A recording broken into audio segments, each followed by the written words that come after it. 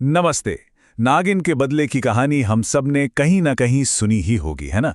पर क्या कभी हमने सोचा है कि इस कहानी का असल मतलब क्या है? आज हम इसी कहानी की गहराइयों में उतरेंगे।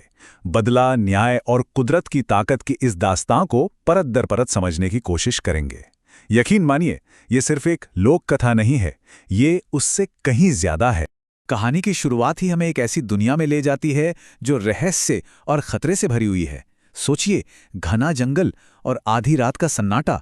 ये सिर्फ माहौल नहीं बना रहे, ये तो खुद कहानी के किरदार हैं। एक ऐसी जमीन तैयार कर रहे हैं जहां कुछ बहुत अशुभ होने वाला है। देखिए, किसी भी अच्छी कहानी की तरह इसकी बुनियाद ही सब कुछ है। तो चलिए सबसे पहले समझते हैं कि चंदनपुर का रहस्य क्या है और कैसे ये बदले की पूरी कहानी के लिए एक स्टेज तैयार करता है। चंदनपुर गांव की लोकेशन ही बहुत खास है, एकदम जंगल के किनारे। और जंगल से ये नज़दीकी ही गांव वालों की जिंदगी तय करती है। उनका एक नाजुक सा रिश्ता है जंगल के साथ, जिसमें सम्मान भी है और डर भी। ये बात उन्हें हमेशा याद दिलाती है कि वो प्रकृति की असली ताकत के साए में जी रहे हैं। और यहीं पर हम कहानी की असली जड़ तक पहुंचते हैं। नागों का राज।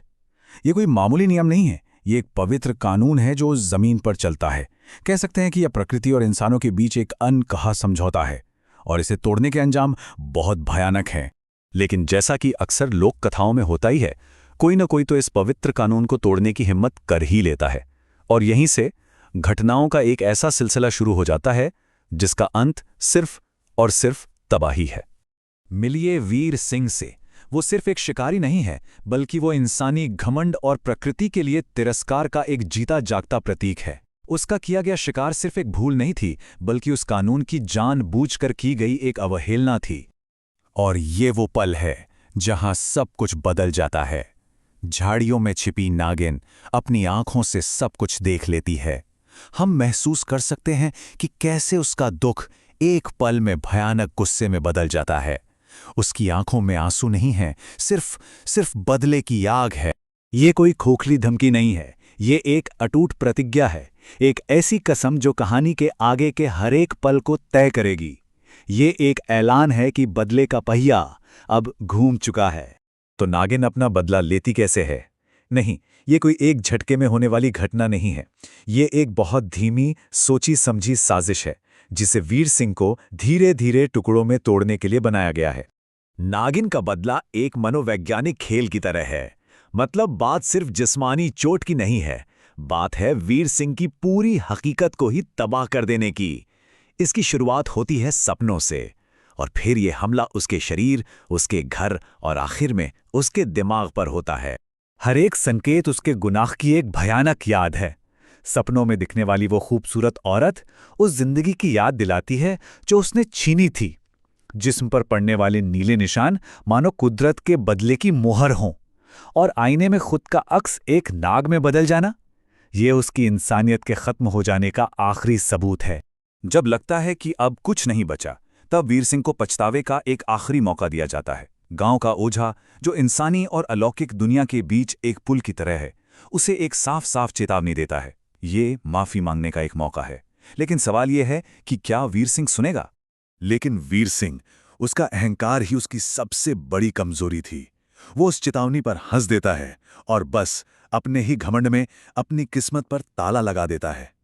जानते हैं, ये कहानी का एक बहुत ही दुखद मोड़ है, क्योंकि हम देख सकते हैं कि वो माफी का अपना बिल्कुल आखिरी मौका भी गंवा रहा है। और अब कहानी अपने क्लाइमैक्स पर पहुंचती है। हिसाब का दिन आ गया है। अमावस की वो काली रात। अमावस की रात, ये न्याय का प्रतीक है। ये वो वक्त है जब इंसानी और अलौकिक दुनिया के बीच का पर्दा सबसे पतला हो जाता है।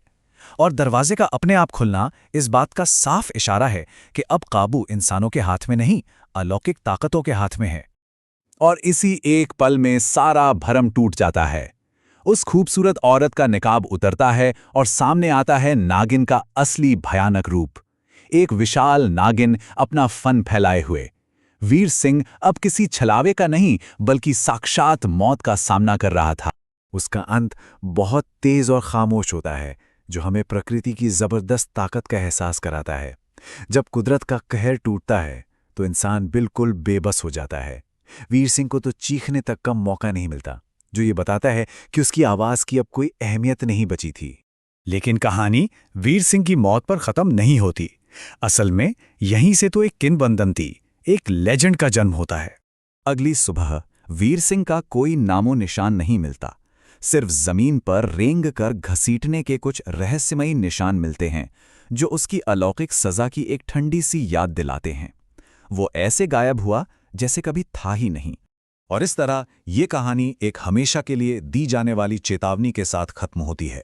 नागिन अब सिर्फ बदला लेने वाली नहीं रह गई, वो एक संरक्षक बन गई है जो जंगल और उसके कानूनों की रक्षा करती है। वो इस बात की याद दिलाती है कि प्रकृति हमेशा देख रही है। तो आखिर में सवाल ये उठता है कि ये कहानी हमें सिखाती क्या है?